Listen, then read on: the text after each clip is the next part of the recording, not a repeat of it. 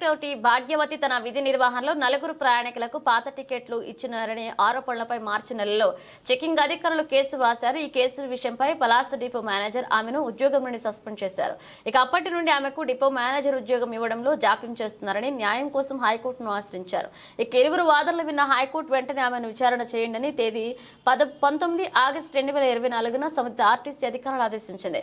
గౌరవ హైకోర్టు వారిచ్చిన ఉత్తర్వులను Palasa depot manager పక్కన పెట్టి 4 సెప్టెంబర్న 2024న మహిళా కండక్టర్ను సర్వీస్ నుండి రిమూవల్ చేస్తామని ఆమెకు షోకజ్ నోటీసులు ఇచ్చామని, ఈ విషయంపై న్యాయం చేశామని విశాఖపట్నం జిల్లా పబ్లిక్ ట్రాన్స్పోర్ట్ డిపార్ట్మెంట్ అసోసియేషన్ జిల్లా అధ్యక్షులు ఈ కోటేశ్వరరావు జిల్లా సెక్రటరీ ఎల్లపు రాంబాబుకు రిప్రజెంట్ చేశారు. ఈ సందర్భంగా జిల్లా సెక్రటరీ ఎల్లపు రాంబాబు మాట్లాడుతూ ఈ విషయంపై ఉన్నతాధికారులకు అప్పీల్ చేశామని ప్రకటన ద్వారా తెలియజేశారు. నా పేరు టి భాగ్యవతి, పలాస డిపోలో కండక్టర్గా వర్క్ చేస్తున్నాను. నేను 3వ నెల 2వ తేదీన పలాస టు అంబటకంబరం డ్యూటీకి వెళ్ళాను. లాస్ట్ ట్రిప్లో పలాస నుండి వస్తుండగా మార్గ మధ్యలో చెక్ అయింది.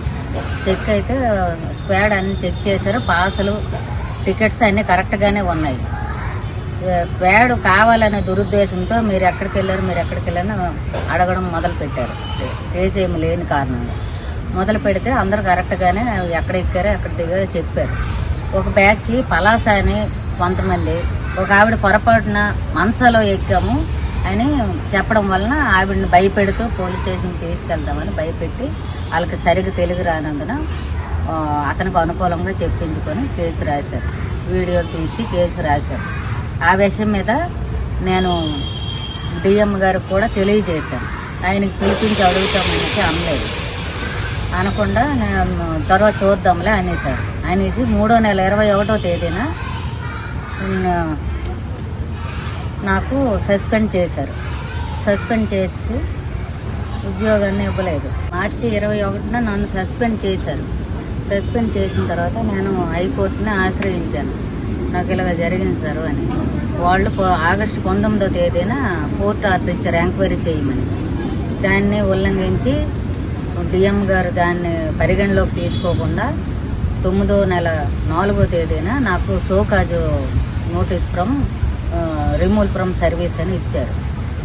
ఇది ఎంతవరకు న్యాయమో నాకైతే తెలియదు.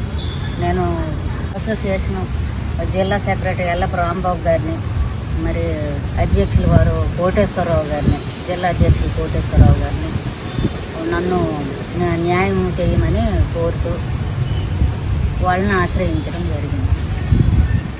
అందరికీ జై.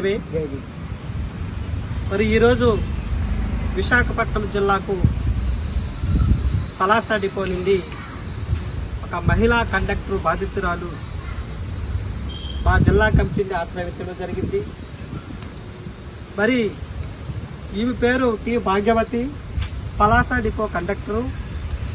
మార్చిలో ఈ యొక్క కేసు ఏదైతే ఉందో ఆమె విధి నిర్వహణలో కేసు చెకింగ్ అధికారులు రాశారని చెప్పింది. మరి ఆ యొక్క ప్రయాణికులు నలుగురంట.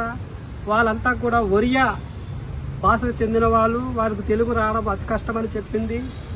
భాష రానని వ్యక్తులు ఏదైతే తప్పిద విధంగా చెప్పి ఉన్నారో దానిపై చెకింగ్ అధికారులు ఈమెకు రీఇష్యూ టికెట్ ఇచ్చిందని ఆరోపణలపై కేసు రాసి ఉన్నారని పిటిషన్లో తెలియజేసి ఉన్నారు. మరి ఈ వాస్తవాలను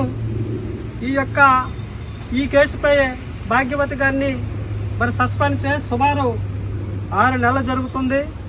మరి ఈ 6 నెలల నుండి కూడా ఈమె అధికారుల చుట్టూ మరి ఏపీ హైకోర్టు ఉన్నత న్యాయస్థానంలో కూడా మరి ఈమెకి జరిగిన అన్యాయంపై కోర్టు వారిని కూడా ఆశ్రయించడం జరిగింది.